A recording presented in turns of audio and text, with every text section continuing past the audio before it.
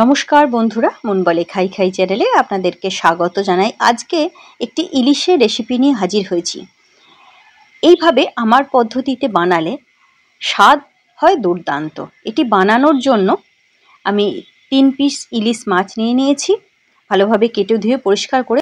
আর মশলার জন্য নিয়েছি 5-6টা আমন্ড বাদাম, 5-6টা কাজু, আর হাফ চামচ চারমগজ, 1 চামচ সাদা সর্ষে, 2টো কাঁচা লঙ্কা। ওটা বেটে নেব। ওটা বাটা হয়ে গেলে 3 চামচ দই দিয়েছি। দইটা দিয়েও মশলার সাথে ভালোভাবে বেটে রেখেছি। এবারে একটা কড়াই নিয়ে নিয়েছি, এইটাতেই আমি রান্না করব, এখনো গ্যাসে চাপাইনি। কড়াইয়ের মধ্যে মাছগুলোকে নিয়ে প্রথমে মাছগুলো ম্যারিনেট করে নেওয়ার জন্য দিয়ে দিলাম নুন, আর দিয়ে দিচ্ছি হলুদের গুঁড়ো। এখানে হলুদের গুঁড়োটা কমই ব্যবহার করেছি, 1/4 চা চামচের থেকে একটু বেশি। এবারে দিয়ে দিলাম সর্ষের তেল। ইলিশ মাছ সর্ষের তেল ছাড়া তো হয়ই না। ইলিশ মাছের টেস্টটা সর্ষের তেল না দিলে কিন্তু ভালো আসে না।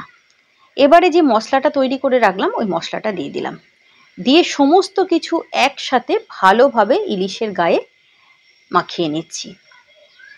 এইভাবে কাঁচা ইলিশের গায়ে মশলাটা মাখিয়ে আর দিয়ে দিলাম 2টো কাঁচা লঙ্কা, আর মশলার বাটিটা ধুয়ে একটু জল দিয়ে দিচ্ছি, ওই 2 চামচের মতো, দিয়ে ঢাকা দিয়ে 15 মিনিট মতো রেস্টে রেখে দেব। 15 মিনিট পরে এসে আমি কড়াইটা গ্যাসে বসিয়ে নিলাম, গ্যাস জ্বালিয়ে দিয়েছি। এবার ঢাকনা খুলে এর মধ্যে দিয়ে দেব হাফ চামচের থেকেও একটু কম কালো জিরে। যেহেতু আমি মাছটা ভাজছি না, আগে তেলটা গরম করিনি, তাই কালো জিরেটা কিন্তু এই সময় দিয়ে দেব। কালো জিরেটা ভালোভাবে মিশিয়ে নিয়ে ঢাকা দিয়ে লো টু মিডিয়াম আছে 5 থেকে 7 মিনিট প্রথমে রান্না করে নেব।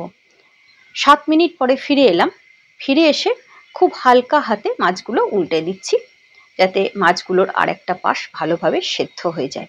দিয়ে আবারও ঢাকা দিয়ে মিনিট 3 মতো রান্না করে নেব। গ্যাসের আঁচ কিন্তু লো টু মিডিয়ামের মধ্যেই থাকবে। 3 মিনিট পরে ফিরে এলাম। দেখুন গ্রেভিটা অনেকটাই গাঢ় হয়ে গেছে, এবং এবার দেখে নিচ্ছি মাছগুলো কতটা সেদ্ধ হয়েছে। মাছগুলো ভালোভাবে সেদ্ধ হয়ে গেছে। এবারে হালকা হাতে একটু নাড়াচাড়া করে নিয়ে গ্যাসের ফ্লেমটা অফ করে দেব। এই রান্নাটা ভীষণ সোজা, আপনারা এইভাবে একবার বাড়িতে বানান। কেমন হলো আমাকে কমেন্ট সেকশনে লিখে জানান। যদি ভালো লেগে থাকে ভিডিওটি লাইক করুন, বন্ধু বান্ধব আত্মীয় স্বজনের মধ্যে শেয়ার করুন। এভাবেই আমার পাশে থাকার জন্য মন বলে খাই খাই চ্যানেলকে সাবস্ক্রাইব করুন। নমস্কার, ভালো থাকবেন, সুস্থ থাকবেন। দেখা হচ্ছে পরবর্তী ভিডিওর সাথে।